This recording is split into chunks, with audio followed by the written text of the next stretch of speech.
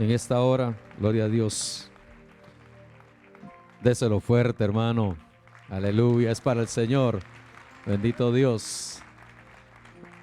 Esta mañana quiero decirle que nuestro apóstol está ministrando en su obra, en la obra apostólica, por eso no se encuentra con nosotros, pero siempre el cuidado que tiene para cada uno de nosotros de dejarnos el alimento necesario, ¿verdad? En esta oportunidad el apóstol ha delegado al pastor Jimmy Berganza de Tiquizate para que comparta con nosotros. Así que démosle un aplauso fuerte al Señor y recibamos con nuestro corazón lo que el Señor ha preparado. Amén. Gloria a Dios. Dios les bendiga, hermanos. Qué bendición poder estar aquí con ustedes. Solo que hoy aquí, de este lado, ¿verdad? Muchas gracias, hermanos. Dios les bendiga. Pueden descender. Se pone uno caliente, después frío y todo, ¿verdad? Pero sabemos que es también la responsabilidad. Le agradecemos al apóstol por ese privilegio, al Señor, primeramente al apóstol. Y también hay una responsabilidad con usted, ¿verdad? Porque yo sé que usted ama la palabra y ha venido a recibir de Dios. Este es nuestro día y yo estoy consciente de esa responsabilidad y le he pedido a Dios que nos ayude, ¿verdad? Y quiero que me ayude nuevamente a que oremos y le pidamos al Señor porque Él nos hable. Amén. Padre, en el nombre de Jesús venimos delante de ti, agradecidos porque eres bueno, misericordioso, agradecidos por la oportunidad que nos das de estar en este lugar, Señor, buscándote en este momento, Señor, buscando la administración pastoral. Te pido, Señor, que pongas en mi boca tus palabras para poder edificar, consolar, exhortar, bendecir, animar a tu pueblo. Señor, que yo pueda enseñar, impartir y ministrar lo que tú quieres para tu pueblo, Señor. Te pido que a todos nos des un espíritu de revelación y entendimiento para que podamos asimilar y comprender lo que tú quieres para nuestra vida y poder caminar en pos de eso. Te lo pedimos, te lo rogamos en el nombre de tu Hijo Jesús. Amén y amén. Le da otro aplauso al Rey, hermano amado. Qué bueno es el Señor. Yo no hallaba cómo ponerle al nombre al tema, pero le puse este nombre, riesgo de descalificación. No sé si aparece ahí, aquí enfrente sí aparece. Riesgo de descalificación, así le terminé poniendo. Ahorita le voy a explicar el sentir que he tenido. Una de las cosas que he visto que hace nuestro apóstol cada principio de año, cuando ora, él le da gracias al Señor por la oportunidad de servirle y constantemente dice: Señor, permítenos servirte un año más, porque es un privilegio realmente servirle al Señor. El estar aquí para mí es un privilegio, pero estar ministrando todos los días donde uno está es un privilegio. Ser siervo de Dios es un tremendo privilegio, hermano. Yo no sé si usted está consciente de eso. Yo creo que sí estamos conscientes todos, ¿verdad? Es un privilegio ser siervo de Dios. Y juntamente con eso que el apóstol hace, pues recuerdo las palabras del apóstol Pablo. Vamos a leer eso también, que él decía que después de que él temía que después de ser heraldo fuera descalificado. Entonces, en base a esos dos pensamientos yo quiero hablarle esta mañana, pero voy a empezar tal vez no por donde usted tal vez se imaginaba, pero ya va a ver esto. Primero quiero hablarle de algunos nombres, no sé si está saliendo ahí, algunos nombres del período tribulacionario, que usted sabrá que cada uno de esos nombres tiene una enseñanza. Usted agarra uno de esos nombres y usted puede sacar uno o varios temas de esos nombres, ¿verdad? Entonces yo estaba revisando y encontré varios, y yo creo que no son todos, pero es, por ejemplo, la hora de la prueba, la tribulación, día grande y terrible, la semana 70 de Daniel, el día de la ira, el día de calamidad, día de su ardiente ira, día de lobreguez. Mire cuántos nombres tiene: día de confusión, día de la batalla,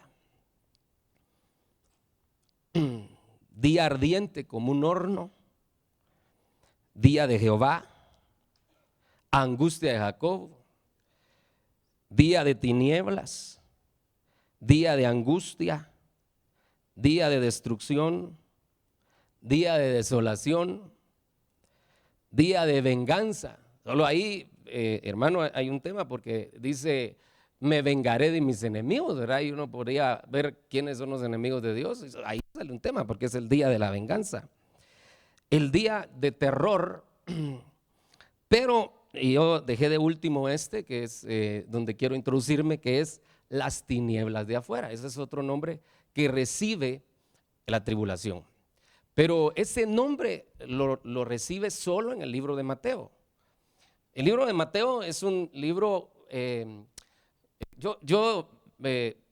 tal vez me atrevo a juzgar más allá de lo que tengo que juzgar, pero en lo bueno, ¿verdad? Juzgando en lo bueno, tratando de ver a Mateo, a Juan, a Pedro, sentados cada vez que el Señor Jesús hablaba y tomando sus apuntes, así como nosotros tomamos nuestros apuntes, ¿verdad?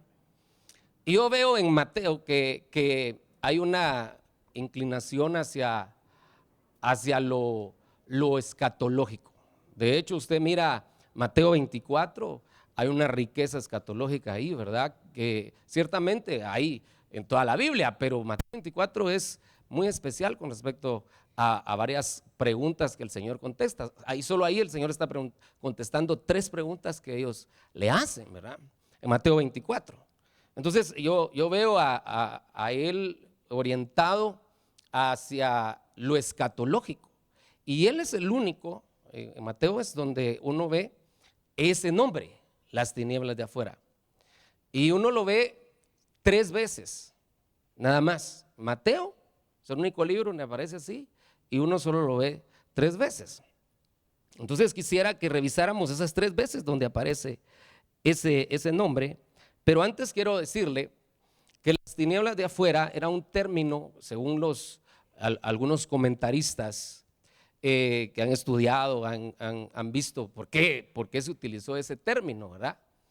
Ese término, según ellos, dice que se aplicaba aquí. Cuando los judíos hacían una fiesta y alguien no era invitado, le decían que se había quedado en las tinieblas de afuera. O sea, no fue invitado a la fiesta, aquel se quedó en las tinieblas de afuera, ¿verdad? Esa era una aplicación. Y por lo tanto se consideraba, si el dueño de la casa, el de la fiesta, no lo había invitado, se consideraba que él era no grato, que él era no conocido. Imagínense, hermano. Por eso se recuerda a aquellos que dice, apartados de mí, no os conozco, oradores de iniquidad. Entonces, no conocido, no aceptable, no cercano, no digno. Esas son algunas de las cosas que significaba si alguien se quedaba fuera de la fiesta. Se significaba que se había quedado en las tinieblas de afuera. Esa es la implicación que se está dando en ese término que aparece en Mateo. Entonces, cuando Mateo está hablando de las tinieblas de afuera, está hablando de eso, está hablando de alguien que no había sido invitado, se había quedado en las tinieblas de afuera, o alguien no grato, no conocido, no aceptable, no cercano y no digno de estar en ese lugar. Entonces, muy bien, entonces seguimos, ¿verdad? Porque estamos enfocándonos en las tinieblas de afuera, y leamos los 3 versículos donde aparece, las 3 partes donde aparece.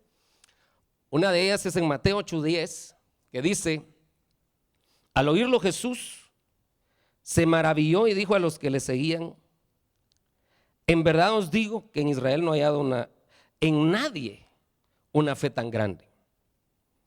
Y os digo que vendrán muchos del oriente, del occidente, y se sentarán a la mesa con Abraham, Isaac y Jacob en el reino de los cielos. Pero los hijos del reino serán arrojados a las tinieblas de afuera. Ahí será el llanto y el crujir de dientes. Entonces es una de las veces que aparece Y las tinieblas de afuera no se refiere al infierno, ¿verdad? No, se refiere al periodo tribulacionario. Entonces va a ser arrojado a las tinieblas de afuera. ¿Quién? Los hijos del reino. Entonces los hijos del reino en este caso, en este contexto, uno podría entender así, si le quiere rápidamente ver a qué se refiere ahí los hijos del reino, se está refiriendo a ellos, a los judíos, ¿verdad? De hecho, en las Arcas Fernández, ese versículo 12 dice: en cambio, los que primero fueron llamados al reino serán echados fuera. Entonces se estaría refiriendo a los judíos, ¿verdad? Que ahí aplica el término que los primeros serán postreros, los postreros serán primeros, que ellos eran primero, pero ahora van a ser postreros, ¿verdad? La amada era Raquel, pero se casó después. Primero se casó Lea. Y ese es el trato ahora, ¿verdad? Ellos eran Raquel, pero se van a casar después. Primero se va a casar Lea y esa es la iglesia, ¿verdad? Entonces, ahí se refiere a Israel, pero hay mucho que hablar ahí, porque cuando ese versículo se da y se habla de las tinieblas de afuera, si usted ve unos versículos anteriores, es cuando el centurión romano llegó y le dijo: solo di la palabra, porque yo también soy hombre bajo autoridad. Y le digo a este que vaya y viene, y al otro que venga le digo a este que vaya y va, y al otro que venga y viene.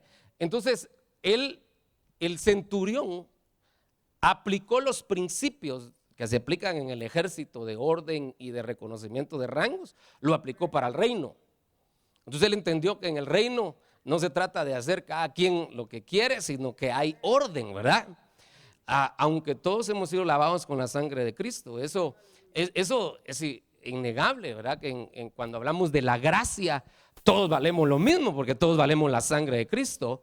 Pero cuando entramos al gobierno de Dios, tenemos que entender que hay jerarquías a las cuales nosotros tenemos que sujetarnos.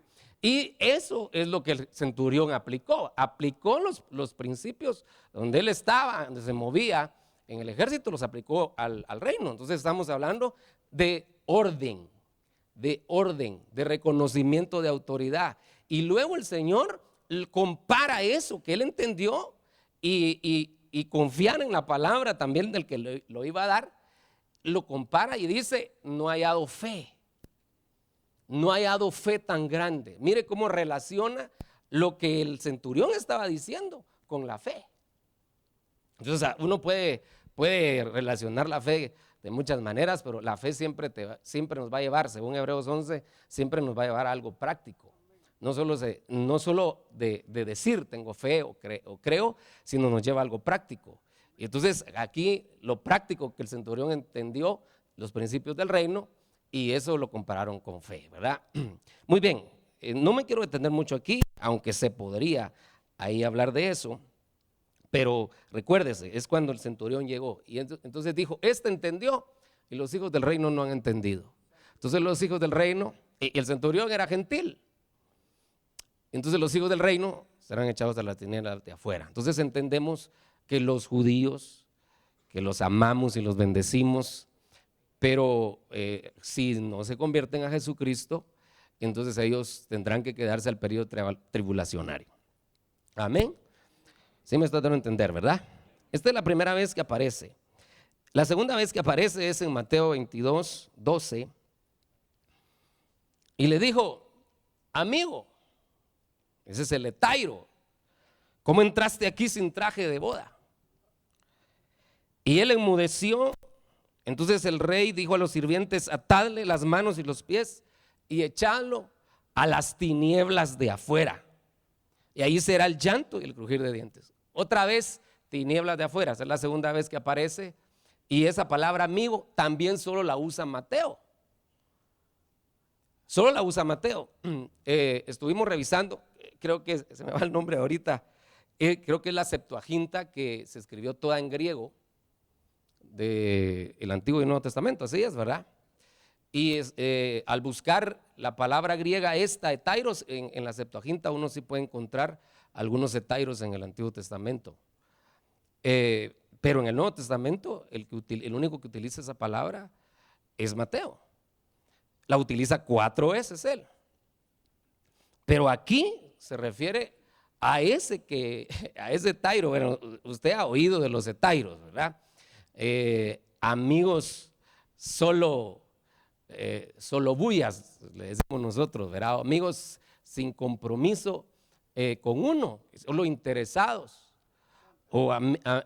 Sí, de hecho, pues uno podría decirlo más fuerte en el caso de cuando uno se pone cómo se fue acuñando ese término etairo, y a quienes le decían etairos, ¿verdad? Que le decían así a los que se prestaban para la prostitución. Entonces, de alguna manera, aquí nos está hablando de un amigo, ¿verdad? De uno que uno podría entender, que aquel que va a estar con uno en las buenas y en las malas, sino que se está hablando de alguien sin compromiso, de alguien que es vano. Entonces, este amigo, este etairo, y solo ahí podríamos hablar de los etairos, tanto del Nuevo Testamento como del Antiguo Testamento, como le digo, buscándolo en la Septuaginta. Y por ejemplo, en el Antiguo Testamento, un etairo que la Biblia menciona es el amigo de Sansón, que le quitó a la mujer. Dice que la mujer le fue dada a su amigo. Pues imagínense un amigo que le quite a la mujer a uno, hermano. Qué amigo, ¿verdad? Ese es el amigo de Sansón, es un etairo. ¿Qué cosa es, hermano? Pero también uno puede ver, hay otro etairo, por ejemplo, en el Antiguo Testamento, Jonadab, que era familiar de Amnón, el hijo primogénito de David. Usted se recuerda que Jonadab dice que era astuto, y él fue el que lo manipuló para que engañara a su padre y que viniera su hermana Tamar, fingirse enfermo. Pero el que lo manipuló fue Jonadab, o sea que el espíritu de manipulación está en los etairos. O sea, hay un espíritu, fíjese pues, de traición y hermano, hacia su amigo, ¿verdad? Quitarle a la mujer, un espíritu de manipulación.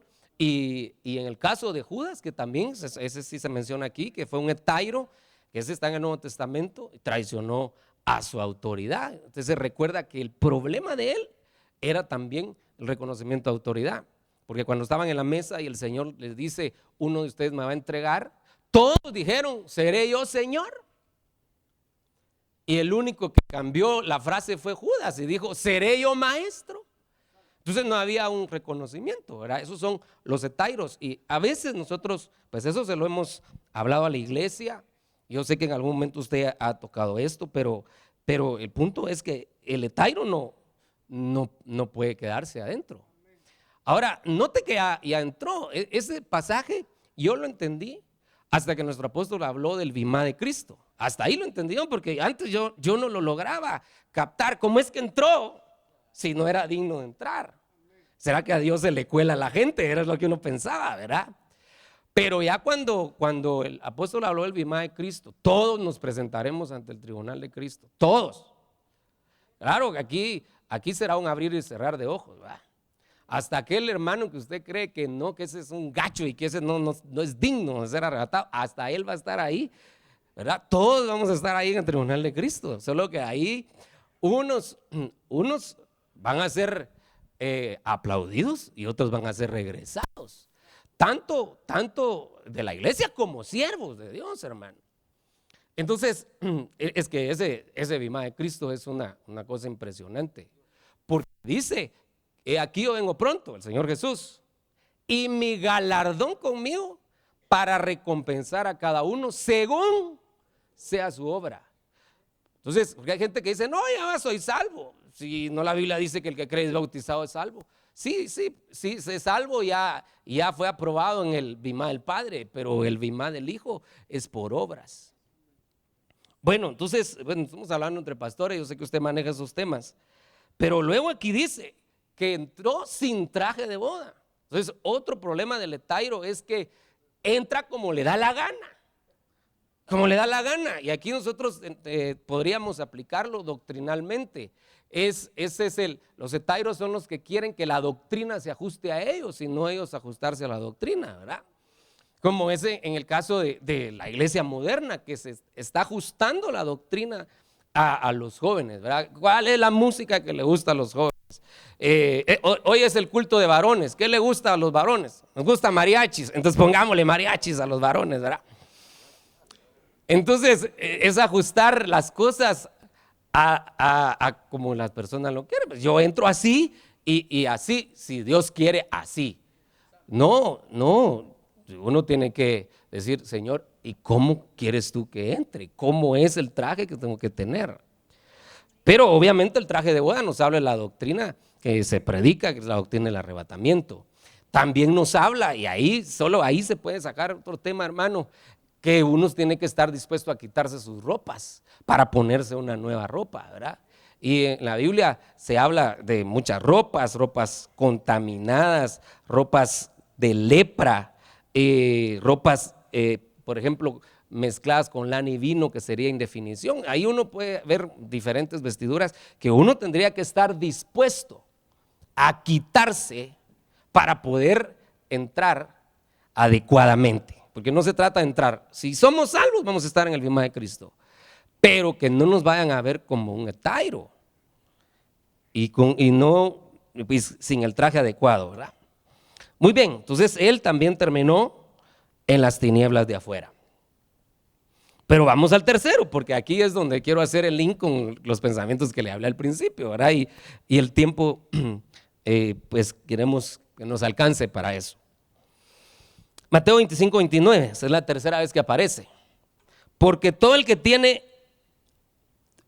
porque a todo el que tiene, más se le dará y tendrá en abundancia. Pero el que no tiene, aún lo que tiene se le quitará. Y al siervo inútil, ahí eso es lo que quería que llegáramos. Ahí, echadlo en las tinieblas de afuera. Ahí será el llanto y el crujir de dientes. Entonces la tercera vez que se refiere a las tinieblas de afuera, se refiere a un siervo descalificado. Que si era siervo, porque si le entregaron un talento, era siervo, pero al final fue descalificado. Y eso es lo que yo le mencionaba al apóstol Pablo, ahorita lo vamos a leer. Y yo veo, cuando uno revisa los versículos anteriores, se lo voy a leer de una vez y después le quiero explicar algo. En Mateo 25, 26, su Señor respondió y le dijo: siervo malo y perezoso, sabías que ciego donde no sembré y que recojo donde no esparcí. Usted tiene ese momento, ¿verdad? Eso lo hemos leído constantemente. Están llamando a cuentas a los siervos y no quiso trabajar el talento que le dieron. Entonces el Señor le dice: siervo malo y perezoso. Pero yo quiero que note que son entonces tres cosas: siervo malo, siervo perezoso y siervo inútil. Entonces ahí nosotros miramos de una involución del siervo para que al final sea descalificado. Primero fue siervo malo, luego siervo perezoso y por último siervo inútil.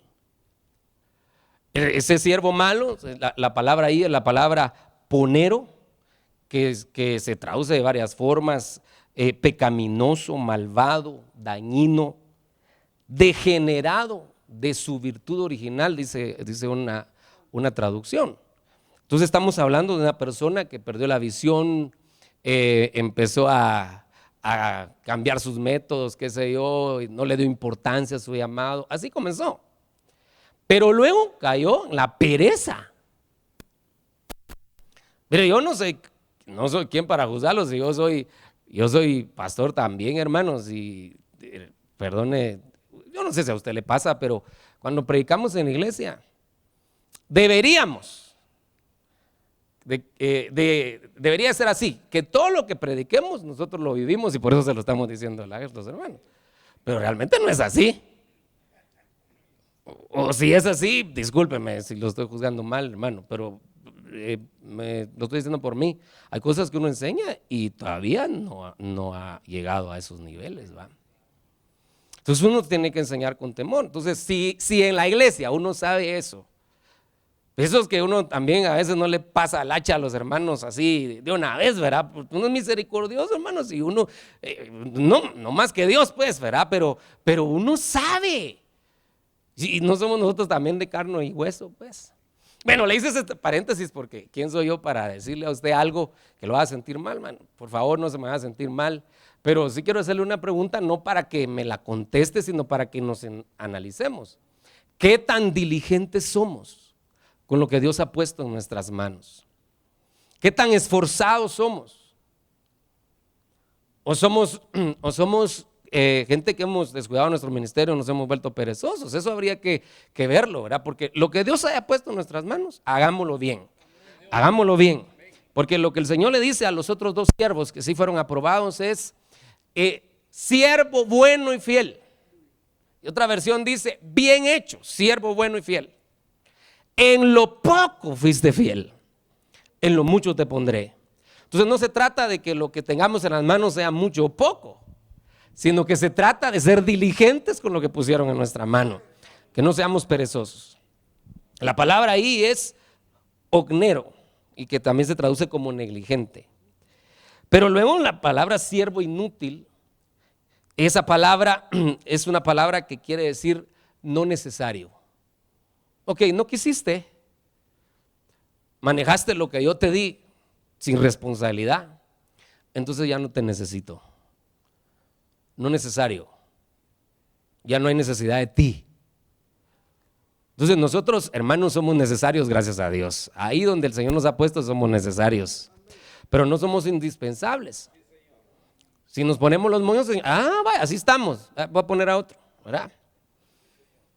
Entonces eso es lo que nosotros tenemos que saber y tener ese temor. Y el Señor va a decir, bueno, ok, como te creíste indispensable, ahora ni siquiera sos necesario. Entonces ahí es donde yo quiero llevar. Entonces este siervo terminó siendo descalificado. Acuérdense cómo vamos, ¿verdad? Las tinieblas de afuera, 3 veces que aparece. Aparece primero con el centurión romano y los hijos del reino. Número 2 aparece con los etairos. Y número 3 con el siervo que llegó a ser descalificado. Entonces ahí yo sí quisiera ahora que leamos lo que el apóstol Pablo dijo, ¿verdad? Porque ahí es donde el sentir del apóstol Pablo, yo lo quiero encajar. 1 Corintios 9:25. Y todo el que compite en los juegos se abstiene de todo. Ellos lo hacen para recibir una corona corruptible, pero nosotros una incorruptible. Solo de ahí uno podría empezar a sacar algunas deducciones, ¿verdad? Si nosotros estamos en esa competencia, tenemos que abstenernos de cosas. Hay cosas de las que nos tenemos que abstener, ¿verdad? Tanto que se miran como que no se miran, pero tenemos que abstenernos por amor, no solo a nosotros, sino por amor a lo que nos han entregado, por amor a lo que representamos. Tenemos que abstenernos de muchas cosas nosotros, hermano. Ese temita pudiera abarcar también varias cosas y a las que nos tenemos que abstener, pero yo sé que el Espíritu Santo nos ayudará a cada uno ahí a reflexionar. Pero luego dice, por tanto, yo de esta manera corro, como sin tener meta. De esta manera peleo, no como dando golpes al aire. O sea que no es que no sepa lo que estoy haciendo, sé lo que estoy haciendo, sino que golpeo mi cuerpo y lo hago mi esclavo. No sea que habiendo predicado a otros, yo mismo sea descalificado.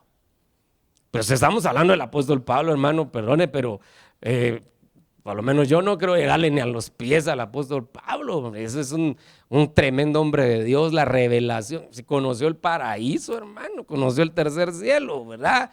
Y yo pues ni el paraíso de la zona 18 conozco todavía, ¿verdad? Imagínense, ¿verdad? Hay que conocerlo.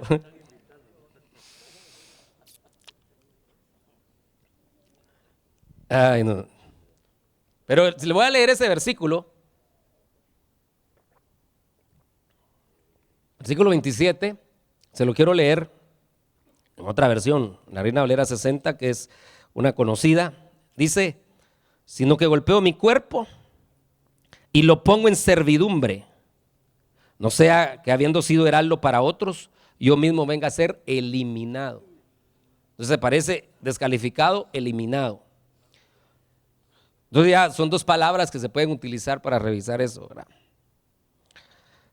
Perdón, tenía otra versión, no sé si puse mal esto. Me faltó otra versión. Tenía otra versión. Bueno, perdone por los nervios, a ver qué dice aquí.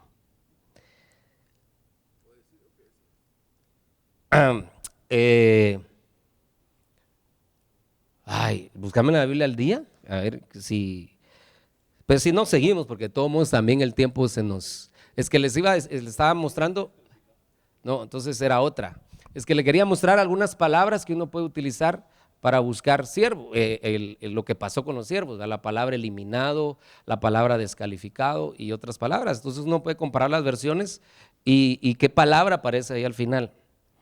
Pero bueno, voy a entrar a lo que le quería entrar. Yo creo que aquí está, la LVD. Como atleta me golpeo el cuerpo, lo trato con rigor. Aquí es algo, aquí está, es que es algo que le quería mostrar. Para que aprenda, mire lo que el apóstol Pablo dice, para que aprenda a hacer lo que debe y no lo que quiere.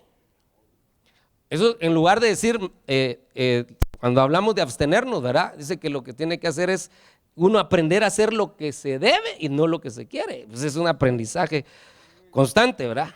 Y aquí está, ¿por qué le puse el nombre el riesgo? Porque de lo contrario, corro el riesgo de que después de haber alistado a otros, ¡qué tremendo!, para la carrera, yo mismo no esté en buenas condiciones y me eliminen. Bueno, entonces ahí estamos ya con la conjugación de que le decía, el riesgo que el apóstol Pablo está hablando, luego las tinieblas de afuera y cómo un ministro puede ser descalificado. Entonces ahora sí, yo quiero que veamos algunos, ¿verdad?, que los eliminaron de sus funciones. Algunos que los eliminaron de sus funciones, y le voy a mostrar uno que a usted no le va a parecer tal vez al principio, pero este personaje fue un siervo de Dios. En su oportunidad fue un siervo de Dios. Nadie quiere al diablo ahora, hermano, ¿verdad?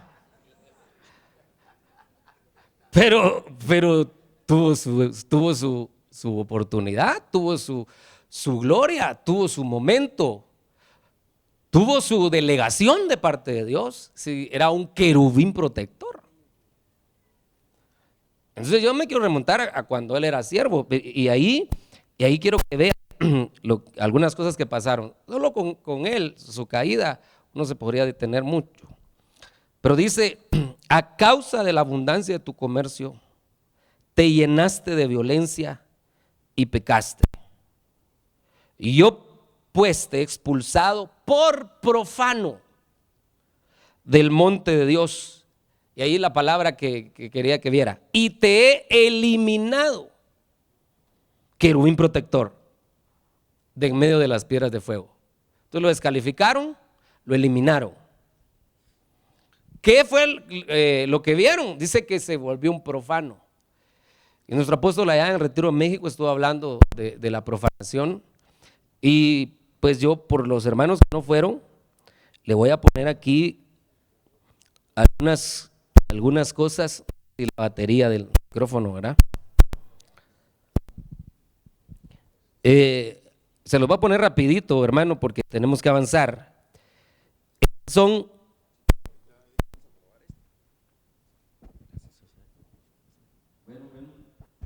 Estas son 12 cosas que nuestro apóstol explicó. Bueno, no las explicó todas, ¿verdad?, sino que él puso estas 12 cosas en la lámina de que es profanar. ¿Cómo se puede profanar? Entregar los hijos al mal, utilizar el nombre del Señor en vano, ofrendar mal. Todas esas son formas de profanación. ¿Por qué eliminaron a ese siervo? Por profano. Y entonces todo esto, ¿verdad? Todo esto profanar con palabras. Solo ahí, hermano, ese es un tema hermoso que yo ya le empecé a acercar al Zoom, ¿verdad? Porque, por ejemplo, dice que las primicias, una de las cosas que les evalúan es su boca. Dice que no fue hallado en su boca nada, no fue hallado engaño en su boca. Ahí uno puede ver eso. Uno puede profanar con palabras, dice quemar el santuario, robar, meter cosas ajenas a la casa del Señor, desdecirse, idolatría, necromancia y prostituciones, llegándose a la misma mujer, padre e hijo, y no acercarse a la mesa del Señor adecuadamente. Eso nuestro apóstol lo mencionó en México, igual, así como eso lo estoy mencionando rápido, así lo mencionó el de rápido, pero porque ahí sale un tema, o varios, de cómo se profana. Y yo, como le digo, ya le estaba acercando al Zoom a lo del usar mal la boca. Y eso, una de las definiciones porque hay varias, ¿verdad?, de profanar, es deshonra o uso indigno que se hace de una cosa que se considera respetable. Esta es una de las formas en las que se puede traducir profanación. Deshonra o uso indigno que se hace de una cosa que se considera respetable. Entonces, cuando algo está destinado para el Señor y que uno lo utilice para otras cosas, ¿verdad? Entonces, nuestro apóstol nos explicaba ya que uno puede meter a la política, por ejemplo, a la iglesia, eso sería profanar el templo, ¿verdad? Y se podría meter un arbolito de Navidad, sería profanar el templo. Vestirse de Santa Claus para Navidad, para predicar ese día, sería, y que los hermanos se disfracen de duendes, ¿verdad? Profanar el templo, eso sería profanación. Pero hay distintas formas de profanación. Por ejemplo, uno podría profanar trayendo música del mundo. Uno puede ver cómo se han manipulado algunas canciones mundanas, se les ha puesto letra cristiana, pero ahí lo que se hizo fue profanar, porque tal vez era un salmo hermoso y se le puso la música de una canción, y eso es una profanación, ¿verdad? Entonces, deshonra, uso indigno que se hace de una cosa que se considera respetable. ¿Cómo conducimos nuestro ministerio? ¿Cómo conducimos la iglesia? ¿Para qué se usa nuestra iglesia? ¿Para qué se presta nuestra iglesia? Incluso, pues yo veo, no sé, ¿verdad? Tal vez, no sé si me va a meter a un problemita aquí, pero veo que por allá por donde yo soy, hay gente que le pide ayuda a los alcaldes cuando están construyendo las iglesias, ¿verdad? Que bloque, láminas y que no sé qué. Pero no sé si eso en algún momento podría comprometerlos si el alcalde se quiere reelegir, ¿verdad? Echarle una manita. No sé si eso podría ser. En el caso de nosotros, pues decidimos no pedirle ninguna ayuda al alcalde para no tener ningún compromiso, ¿verdad? Pero ¿cómo uno podría tener una situación de riesgo ahí, ¿verdad? Tal vez de profanar algo que el Señor puso en las manos de uno por hacer una alianza que no es agradable a Dios. Yo no sé si usted se acuerda de Josafat, y quiero avanzar, pero Josafat, ese hombre fue uno de los mejores reyes de Judá, un hombre buscador de Dios, temeroso de Dios, pero llega una vez una oportunidad en la que el Señor le dice impío, y le dice impío porque se había asociado con un rey que no estaba bien, con una mala asociación. Entonces eso también podría caer ahí en que uno corre un riesgo de profanar lo que Dios ha puesto en las manos de uno. Ahora uno podría seguir hablando de Luzbel. Intentó usurpar, ¿verdad? Él tenía en su corazón usurpar, subir al trono de Dios, usurpar un lugar que no le correspondía, Y eso ahora el anticristo también lo hace, según Primera Tesalonicenses, dice que se sienta en el templo presentándose como que si fuera Dios. Entonces son de los mismos, ¿verdad? De los mismos secuaces. Ahí podríamos hablar de las contrataciones, de la iniquidad, porque se llenó de iniquidad su corazón. Y yo se lo dejo para que usted le saque otras astillas. Amén. Entonces, descalificado sería por profano, por profanar. Miremos a otro. Adán. Ahora ya estamos en la tierra, ahora ya no estamos allá. Expulsó pues al hombre y al oriente del huerto del Edén puso querubines y una espada encendida que giraba en todas direcciones para guardar el camino del árbol de la vida. Entonces él también fue eliminado, fue expulsado, le quitaron su ministerio, ¿verdad? Su ministerio era cuidar, labrar el huerto y le dijeron ya no. ¿Qué pasó? Que se le infiltró una doctrina. Eso fue lo que pasó con Adán, se le infiltró la doctrina de la serpiente, ¿verdad? Y eso es bien interesante porque la serpiente comenzó primero tergiversando las palabras de Dios. Con que Dios ha dicho que de ningún árbol pueden comer. Y no era cierto, Dios no había dicho eso. Dios había dicho que de todo árbol podían comer, solo de uno no. Entonces la mujer todavía se hizo el quite. Pero después le dice, lo que pasa es que Dios, ¿verdad? Ya le cambió el mensaje y le puso un mensaje bonito. Dios sabe que el día que ustedes coman de ese árbol van a ser iguales a Él. Entonces le puso un mensaje bonito. Y a Adán ya ni siquiera preguntó, ¿verdad? Sino que vio bonito el mensaje, lo aceptó, lo recibió y le quitaron. Entonces por recibir una doctrina que no era de Dios, la doctrina de la serpiente, entonces lo eliminaron. Por eso uno tiene que saber, hermano, si aquí estamos bien, ¿verdad? No, ¿por qué estar buscando espigas en otro lado, ¿verdad? Si aquí tenemos suficiente. Gracias a Dios, ¿verdad? Qué bendición de palabra. Amén. Que Dios bendiga a nuestro apóstol y todos los hermanos que constantemente el Señor usa para bendecirnos, ¿verdad? Amén. Da gloria a Dios todavía, hermano. La serpiente. El mensaje de la serpiente. Y el apóstol Pablo tiene ese temor más adelante también, ¿verdad? Dice, temo que así como la serpiente con su astucia. Entonces lo que utilizó aquí fue astucia. Astucia es lograr algo con maña, si usted lo busca en el diccionario. Lograr una cosa con maña, eso es astucia. Eso es. Logra lo que quiere, él tiene en la mente, el fin justifica los medios. Pero en el Señor no es así. En el Señor los medios justifican el fin. Es totalmente al revés. Bueno, entonces porque se le infiltró la doctrina de la serpiente, ¿verdad? Y la serpiente, hermano, mire, esto se lo voy a decir así, qué terrible, hermano. Porque se recuerdan los hermanos que fueron a México que el apóstol nos enseñaba que de la raíz de David iba a salir un renuevo, que sale un renuevo del tronco y sale un renuevo de la raíz.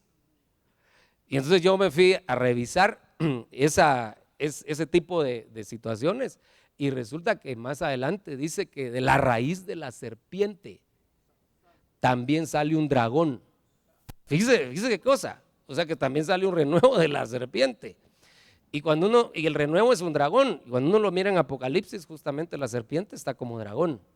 Y cuando derriban al dragón y está en tierra, dice, el acusador de nuestros hermanos ha sido arrojado en tierra. Entonces relacionemos, raíz de la serpiente, dragón, arrojado en tierra, acusador. Entonces el dragón es acusador, va. Ese tremendo cómo la serpiente se puede infiltrar a través de la acusación también, que sea el diablo el que acuse, que nosotros no acusemos a los hermanos, ¿verdad, hermano? Sino que sirvamos siempre de bendición para ellos. Ese es el deseo de mi corazón y yo sé que ese es el deseo de su corazón también. Este es un siervo que también da mucha pena hablar de ellos, hermano.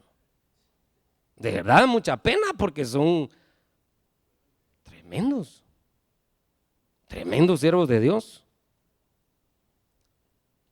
Números 20:12. Bueno, son dos aquí, ¿verdad? Los que le quitaron el ministerio.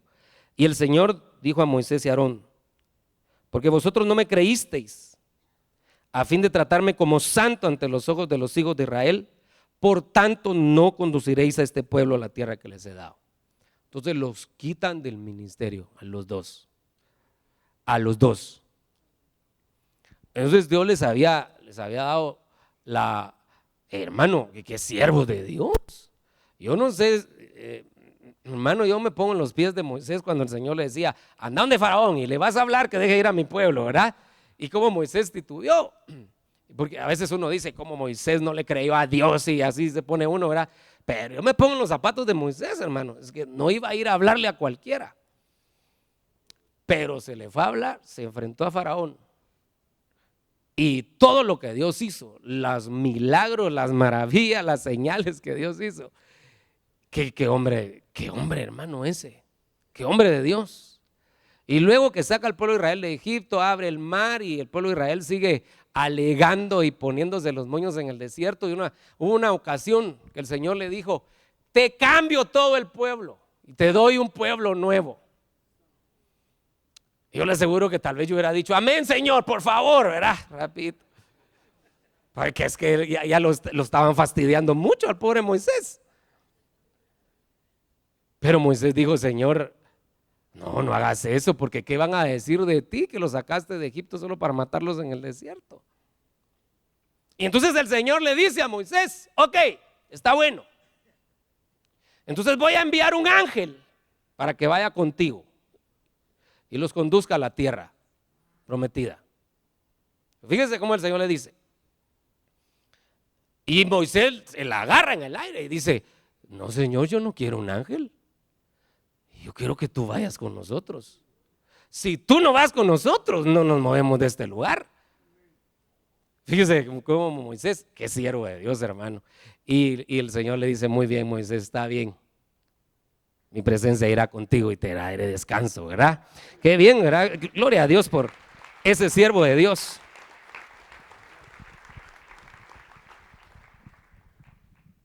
Regularmente no se me seca mucho la garganta cuando predico, pero gracias, Giovanni, usted bendiga. Pero aquí, ¿verdad? Usted sabe un poquito de nervios, ¿verdad? Y yo sé dónde estoy parado, pero el Señor en su misericordia creo que está dejando algo en nuestro corazón, ¿verdad? No sé si le puede dar otro aplauso al Señor, hermano, esta mañana.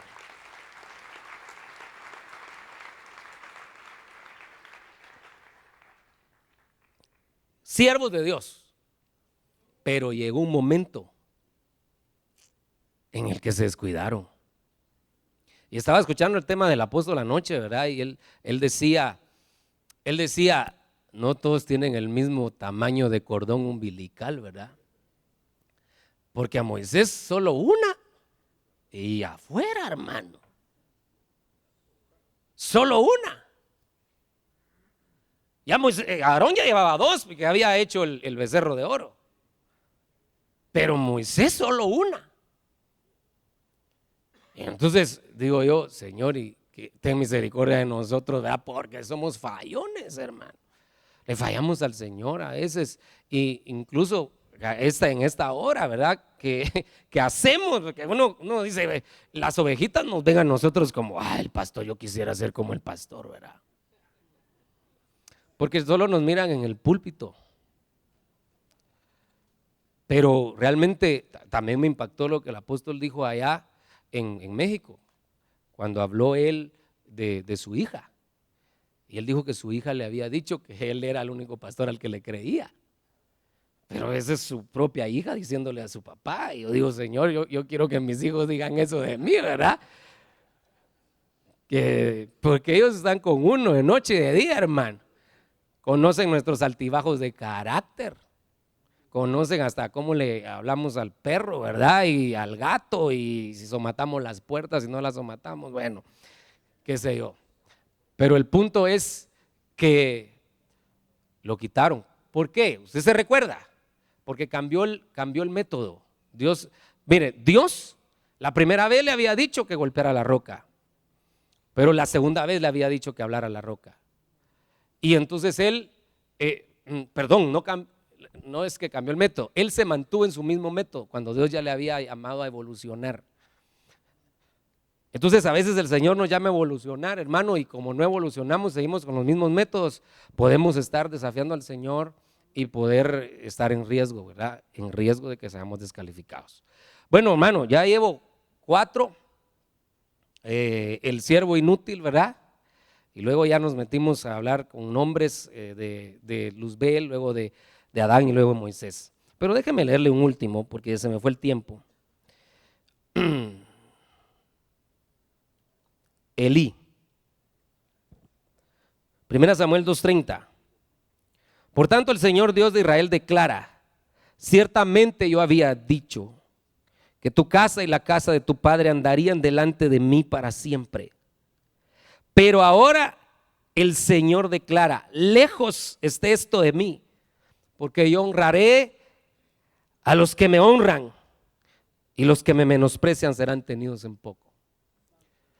Ahí nosotros vemos que le quitaron el ministerio a Elí. Y hay algunas cosas que me impactan, y a veces nuestros jóvenes encuentran espigas que uno tal vez no ha encontrado, hermano. Dice que el Señor le dice a Elí que la iniquidad de su casa no iba a ser expiada jamás. Y dice que ni por sacrificio ni por ofrenda. Ahora, le dimos el privilegio, ahí tuvimos un retiro de jóvenes y le dimos el privilegio a los jóvenes a administrar las ofrendas. Y dentro de esos, pues, y bueno, remas echan los jóvenes, hermano. Y pues el Señor, en su misericordia, pues ahí le tocó a mi hija. Entonces mi hija me estaba compartiendo su rema y dijo: pues esta mi hija lo que está encontrando, ¿verdad? Y ella me dice lo siguiente: papi, ¿por qué no le aceptaron los sacrificios de estoy tratando de utilizar mis palabras, ella me lo dijo con otras, ¿verdad? ¿Por qué no le aceptaron los sacrificios y ofrendas a la casa de Elí para ser expiado? Pues porque los hijos se portaban mal, le digo yo. Y entonces ella me dice: yo creo que es porque ellos menospreciaban las ofrendas. Entonces el pueblo traía las ofrendas para que su pecado fuera expiado. Y ellos no le daban la importancia a esa ofrenda. Entonces dice: como ustedes no utilizaban las ofrendas para que fuera expiado el pecado del pueblo, entonces en la casa de Elí no va a ser expiado su pecado ni por sacrificio ni ofrenda. Qué tremendo eso, hermano. Entonces viene un hermano suplicando misericordia. Apliquemos el término. ¿Por qué le pusieron esa medida a Elí, hermano? Porque ellos esa medida habían aplicado.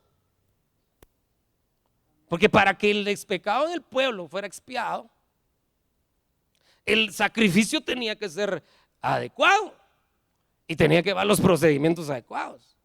Y como ellos no lo hicieron así, entonces esa medida le pusieron a la casa de Elí.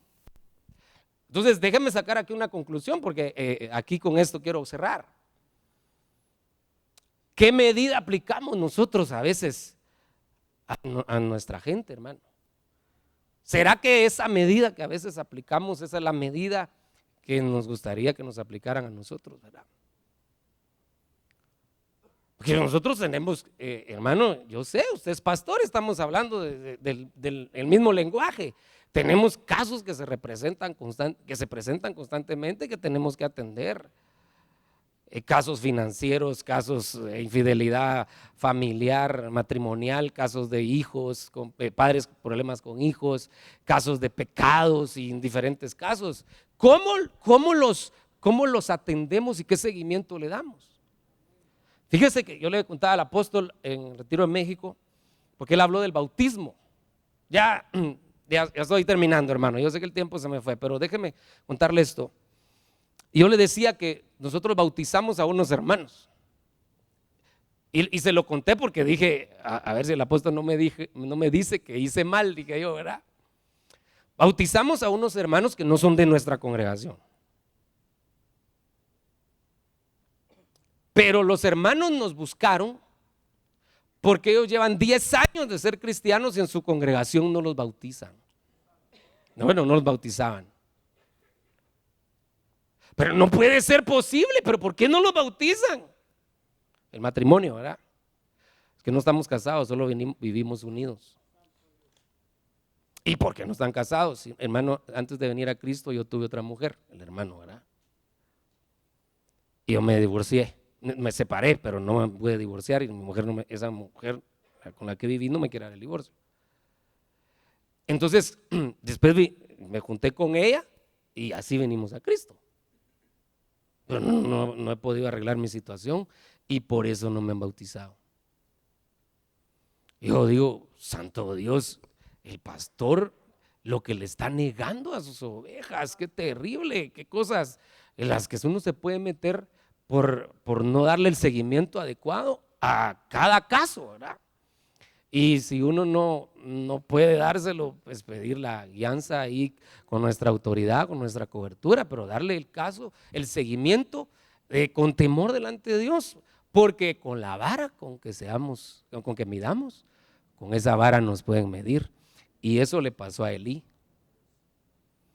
Pues cuando nos contaron los hermanos eso, les dije yo, pues mire, yo no me meto con ovejas de otra congregación, pero yo creo que sí, definitivamente ustedes tienen que bautizarse. Y los bautizamos. Entonces le conté al apóstol, porque dije que el apóstol, a ver si no me dice que hice mal, y no dijo, estuvo bueno.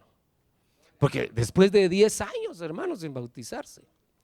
Bueno, el punto es el seguimiento que nosotros le damos al caso. Entonces la gente llegaba con su pecado, llevaba su ofrenda, y los hijos de Elí no les daban el seguimiento adecuado. Entonces después le pusieron esa demanda a ellos, se los demandaron. Que el Señor nos ayude a darle el seguimiento adecuado, ¿verdad? Tratar con misericordia, con amor, con temor de Dios, sabiendo que no vamos a ser más misericordiosos que Dios, ¿verdad? Pero pidiéndole al Señor que así como nosotros tenemos los pies de barro, pues de plano, las ovejas también, y que Dios tenga misericordia de nosotros. El apóstol decía ya, cosas que se me quedaron grabadas. Decía que a veces uno no le da seguimiento a sus hijos espirituales como se lo da a sus hijos biológicos. Eso es lo que él decía. Y uno poniéndose en la balanza dice, es cierto, realmente uno por sus hijos biológicos hace un montón de cosas, hermano, tanto en lo espiritual como en lo material. Y a veces por los hijos espirituales no. Pero eso él lo predicó allá, usted lo puede revisar en internet, porque él dijo también que este era el año de los hijos, ¿verdad?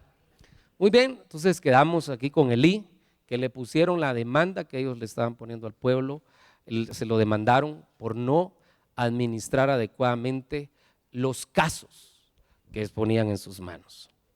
Amén. Amén. Póngase de pie, hermano. Denle otro aplauso al Señor esta mañana. Se me ayudan los hermanos de alabanza. Esta es una mañana, tengo 5 minutos para orar, en la que el Señor nos pone nada más a reflexionar que el hecho de que seamos ministros no quiere decir que no estemos en riesgo de ser descalificados. Ese es el punto central de esto, hermano. A veces usted puede darle seguimiento de otra manera a otras cosas, pero podemos correr el riesgo de ser descalificados. Yo quiero en esta mañana que le digamos al Señor, gracias porque nos ayudas y nos permites todavía estar en este ministerio. Y no sé si se atrevería a decirle ahí al Señor donde está, decirle, perdóname porque a veces he cometido errores, me he confiado mucho, he cometido errores y tal vez he dañado, tal vez he lastimado, o tal vez he profanado tu nombre, tal vez he profanado tu casa. Perdónanos, Señor. Perdónanos Porque a veces hemos sido perezosos. Porque a veces no hemos hecho las cosas como tú nos las has pedido, con los métodos tuyos, como en el caso de Moisés. Perdónanos. Por favor, Señor, te lo pedimos. Y ayúdanos a seguir siendo tus siervos. Te agradecemos por el privilegio que nos das de ser tus siervos, Señor. Qué privilegio más hermoso. Qué privilegio, Señor, gracias. Que sin merecerlo, gente mejor que nosotros tal vez estaba disponible, pero tú nos llamaste a nosotros, Señor. Muchas gracias, gracias por permitirnos ser tus siervos. Queremos caminar con temor para que no seamos descalificados. Queremos correr esa tarea, esa carrera, no como dando golpes al aire, pero sí absteniéndonos, haciendo lo que debemos hacer y no lo que queremos hacer, para no ser descalificados, Señor. En el nombre de Jesús. Gracias, Señor. Gracias, Señor.